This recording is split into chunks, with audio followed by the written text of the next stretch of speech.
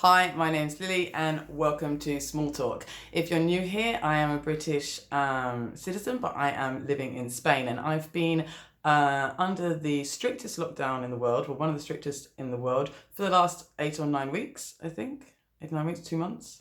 Well, what feels like a lifetime. Anyway, we here are still in phase one. We are not, we're only allowed out for a walk. And actually, I went out for my first walk in 48 days last weekend, and I can link my live reaction up here. It's just 3 minutes explaining what we're allowed to do in this current phase 0 that we're still in. Interestingly, from tomorrow,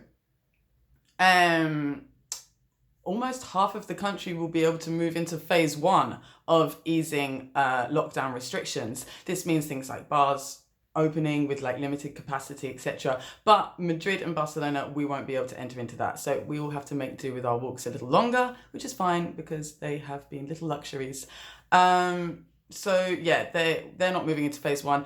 Here, it's sort of communicated in this way where we're in phase 0 at the moment, then we'll go into phase 1, phase 2, phase 3 towards the new normal. And we've been told what they will all look like last week. I have a video explaining simply what all the transitions are going to look like. I'll link it again. And essentially, we're kind of aware of what's coming in the future. Even if we don't have set dates, set times, we know how this phasing system is going to work.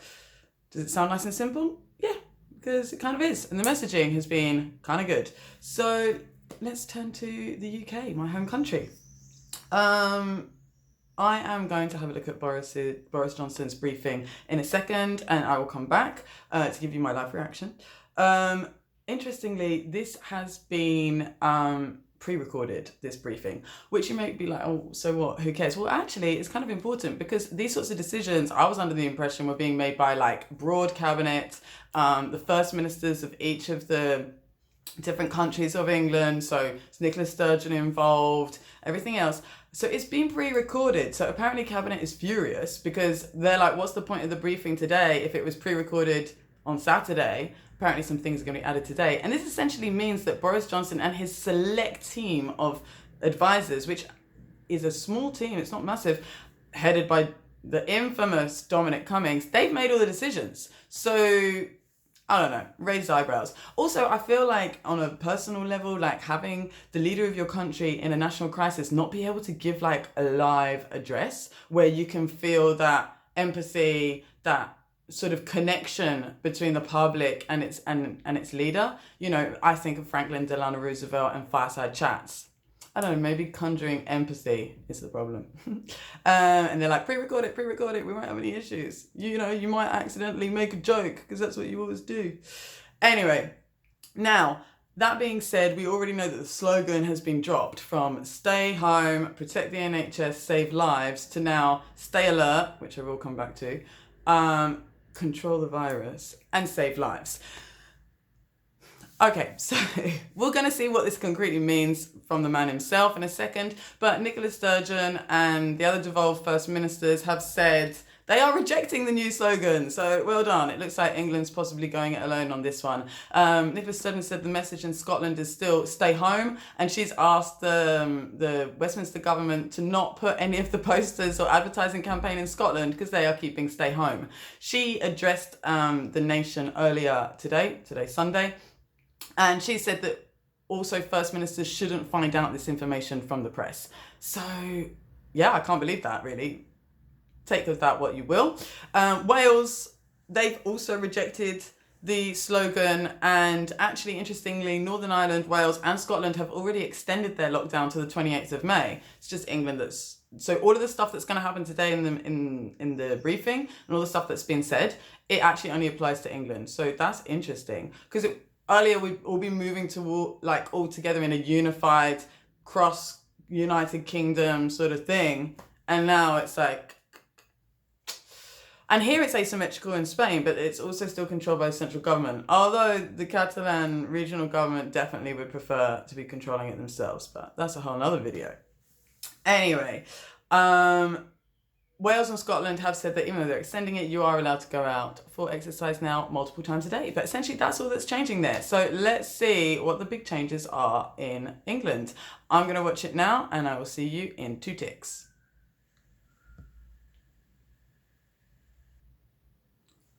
Okay. I just watched it. So, not what I expected. Not what I expected. I actually think that he got the tone right. I think the tone was pretty good. There's a lot of gestures, but he got his tone right. But this is something that I've been thinking about, because it seemed like there was a briefing to the press last week, like this Monday, this magic Monday, Monday freedom, lockdown ends, free at last. What I've just seen, well, you can tell me, it doesn't look like that at all. It actually looks like nothing really is going to change until, was it the 1st of June or something he said? Anyway, so first of all, obviously he starts off with the war and peace dynamic, what you've had to put up with, acknowledging people's sacrifices. Also, we're talking a lot about the sacrifices rather than the deaths, I noticed. But anyway, so obviously why lockdown, justifying it was the only way. I mean, I swear before that we were going for herd immunity, but now, sure, it was the only way. Not that we were like, oh my God, we're going to kill all our own people and the British public won't like it, so we might as well protect them. Anyway, now, one thing that it did protect NHS capacity. Like, the UK has been good. We have not reached the limit. Like, we've managed to see everyone, but there are some things going on with it, but I'll talk about that another day. Anyway, he says, I know you know that we can't throw all this good effort away. So he repeats the new slogan: we want to stay alert, control the virus, and save lives. But then he juxtaposes that with this sort of like bleak economic landscape with shuttered shops and empty pubs, always mentioning the pubs. And that is where it seems like he's doing this trade-off between, okay, we need to kickstart the economy, we need to start things going. So it's painting this economic, people's livelihoods. Well, in my opinion, in a crisis like this, government should be protecting them, but whatever. Anyway. So he says what he's going to do is a roadmap, first sketch, plan, and that more details will be announced in Parliament tomorrow, etc., etc. He says that he consulted 4 parts of the UK and that we are a United Kingdom on this. We know that's not true. I talked about it, but whatever. Let the guy lie a little. Anyway, he says that there are 5 tests. I will link everything below, all of the information that you need to do, so I don't make this too wordy. But there are 5 tests that we need to meet to be able to move through phases. And a lot of it is around the R number, the rate of infection, and how the virus reproduces, which mustn't get over number 1. That's danger. And at the moment, we're in a range between 0.5 and 0.9. So essentially, we're in could get to a critically bad stage, or we could be fine. This is the range. I hate ranges like that. Anyway, he says now, this is the big thing, we've got a new COVID alert level system, which essentially mirrors the terrorist alert system. I don't really know who's advising on it. It would be interesting to look who is that. Is it impartial? Is it separate from government? And it was all determined by the R number. It goes from 1 to 5, and apparently we have all this time been in level 4. But we may soon be able to move into level 3. But that means that we're not in level 3. Obviously, lower level means less measures. Higher level, stricter measures. So he says that there's first much more to do. We have to sort out PPE. We need to do trace and test. He also says when this virus first arrived, we didn't know but how to deal with it. But we've been learning. I don't know. Italy looked pretty obvious. South Korea looked pretty obvious. It's not like our island doesn't have information from the rest of world, but whatever. Anyway, so it's a modified measures. It's not end the lockdown. So I feel like this has been a huge scramble after the messages last week. I don't know who was briefing the press in there. I don't know. But it looks like that is not. But anyway, it says that if you can't work from home, which is a big one, if you can't work from home, go to work is the message from the government, because they're now doing COVID secure workplaces and COVID secure public transport. It would be interesting to see people's first-hand experiences of that. If you work in manufacturing and construction and you have to go back to work, it'd be interesting to know what your workplace is doing. Are they COVID secure? He also says that social distancing is the most important thing, and there's going to be an increase in fines. So, step 2. So we're in step 1, but step 2 is going to be the 1st of June at the earliest, and that will be shops and primary schools. So that's actually ages away. So, and then step 3, which is no date, would be hospitality. So actually it looks like here we're ahead of the UK now by quite a lot. Because I was asking myself, why are they announcing this at the moment? Because we announced our phases here in Spain when the number had dropped below 300 for something like 300 deaths a day for something like 10 days or 2 weeks. Like the last time that we had the numbers the UK has had was on the 29th of April.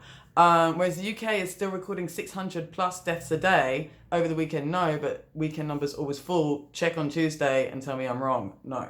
But actually it looks like they're just setting it out, because obviously everybody's looking at Europe being like, hey, you know, they're moving out, why aren't we? And obviously the press is getting all hyperactive about freedom. So they're actually saying like, well, actually, no, you're staying inside. Well, you're not staying inside. Essentially, I'd like to say as well that I'm in phase 0 and I'm going to move into phase 1, hopefully at some point. And that's essentially moving into what you've got at the moment. But then again, we're going to be allowed cafes and bars. So that's interesting. Anyway, I also want to talk a little bit just quickly at the end about how this slogan thing, so much focus on the message and the slogan, I find it really irritating. I find it kind of cheap, because we're not in a political campaign. Why does a national crisis need its accompanying slogans? Like, why? I actually appreciated the information today. Tell me what you thought of the briefing. We were being spoken to like adults. There was not too much of the sort of comparing to a war, although they love to do that. And we had graphs, we had stats, we had everything. Like, we haven't got slogans here in Spain. We're just told what to do and we do it. Like, why is there this whole sort of soundbite culture? Like, what do you think of it? Anyway, I want to end it here because I don't have any more camera space. So anyway, if you liked it, please give me a like. It really helps. Please subscribe for more. I'll try to upload again this week. Make lots of videos on politics, and tell me how you're doing, what you thought of that. And I'll see you in the next one. Thank you very much.